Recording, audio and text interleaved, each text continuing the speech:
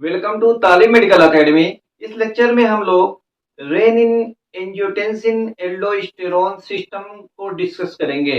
देखिए, renin angiotensin aldosterone system को Ross के नाम से भी जानते हैं। रेनिन एंजियोटेंसिन एल्डोस्टेरोन सिस्टम एक हार्मोनल सिस्टम होता है। देखिए, ये रेनिन एंजियोटेंसिन एल्डोस्टेरोन सिस्टम ये हमारे ब्लड प्रेशर को और हमारे ब्लड वॉल्यूम को रेगुलेट करता है।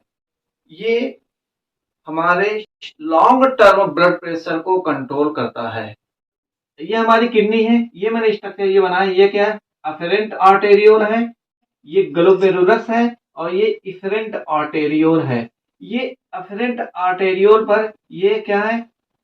जेजी सेल है। ये जेजी सेल है। जेजी सेल को जस्टा ग्लोमेरुलर सेल भी कहते हैं। तो जेजी सेल या जस्टा ग्लोमेरुलर सेल्स ये अफेरेंट किडनी के अफेरेंट आर्टेरियोल पर लोकेट होती है। तो हमारा जैसे ही हमारा ब्लड वॉल्यूम या ब्लड जैसे ही हमारा ब्लड वॉल्यूम कम होता है या ब्लड प्रेशर कम होता है, उस समय क्या होता है? ये renin angiotensin aldosterone system activate हो जाता है। जब ये सिस्टम एक्टिवेट होता है तो हमारे किडनी की जो अफेरेंट आर्टेरियोल है, इस अफेरेंट आर्टेरियोल में एक सेल्स होती है, उसको ये जो सेल देख रहे हैं इसको जेजी सेल या जस्टा ग्लोमेरुलर सेल्स कहते हैं। ये जस्टा ग्लोमेरुलर सेल्स क्या करती है? जो हमारा ब्लड का वॉल्यूम कम हुआ है या ब्लड प्रेशर कम हुआ है, उसको डिटेक्ट कर लेती है कि हमारा ब्लड प्रेशर या ब्लड वॉल्यूम कम है। ये जेजी सेल या क्या करती है? रिलीज करती है एक एंजाइम्स, उसको क्या बोलेंगे? कि रेनिन। तो रेनिन कहाँ से रिलीज होता है? रेनिन को किडनी के जो एफेरेंट आर्टेरियोल होती है वहां पे एक सेल्स होती है, उस सेल्स को बोलेंगे जेजी सेल। तो जेजी सेल रेनिन एंजाइम को रिलीज करेगी। देखिए, और ये देखिए, ये रेनिन जो किडनी के एफरेंट आर्टेरियोल के जेजी सेल ने रिलीज किया है रेनिन को।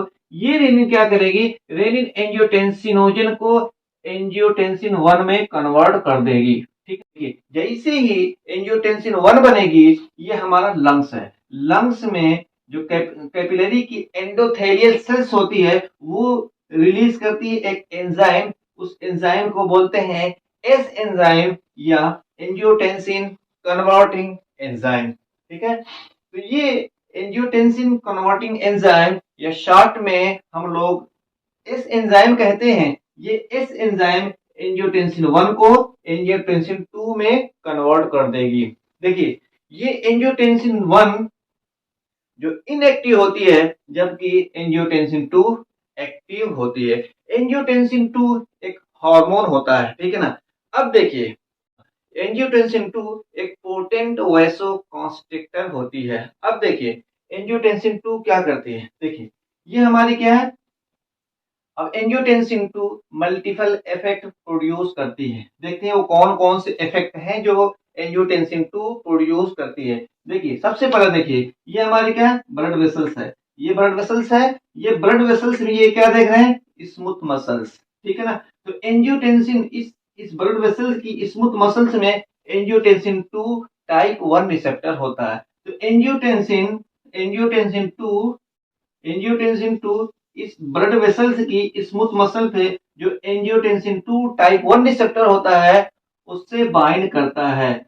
एंजियोटेंसिन 2 टाइप 1 रिसेप्टर से जैसे ही बाइंड करता है, ये ब्लड वेसल्स पे जो स्मूथ मसल होती है ये कांटेक्ट कर जाएगी। जब ये ब्लड वेसल्स की स्मूथ मसल कांटेक्ट करेगी, उसकी वजह से ये ब्लड वेसल्स क्या करेगी? कॉन्स्ट्रिक्ट कर जाएगी। तो ये ब्लड वेसल्स का डायमीटर क्या हो जाएगा? पतला हो जाएगा। जब ब्लड वेसल्स का डायमीटर पतला हो जाएगा, ठीक है ना, नैरो हो जाएगा, तो इस ब्लड वेसल्स के अंदर टोटल पेरिफेरल रेजिस्टेंस या सिस्टेमिक वास्कुलर रेजिस्टेंस बढ़ जाएगा। जब टोटल पेरिफेरल रेजिस्टेंस या सिस्टेमिक वास्कुलर रेजिस्टेंस बढ़ जाएगा, जब तो ब्लड प्रेशर बढ़ जाएगा। ठीक है ना। अब देखिए दूसरा इफेक्ट, देखिए एंजियोटेंसिन 2 का क्या होता है। देखिए एंजियोटेंसिन 2 ये किडनी है, किडनी के ऊपर देख रहे हैं ये क्या है, एड्रेनल ग्लैंड है। एड्रेनल ग्लैंड की जो आउटर लेयर होती है उसको एड्रेनल कॉर्टेक्स बोलते हैं। उस एड्रेनल कॉर्टेक्स पर एंजियोटेंसिन 2 टाइप 1 रिसेप्टर होते हैं। एंजियोटेंसिन 2 एड्रेनल कॉर्टेक्स पे जो एंजियोटेंसिन 2 टाइप 1 रिसेप्टर होते हैं उससे बाइंड करते हैं।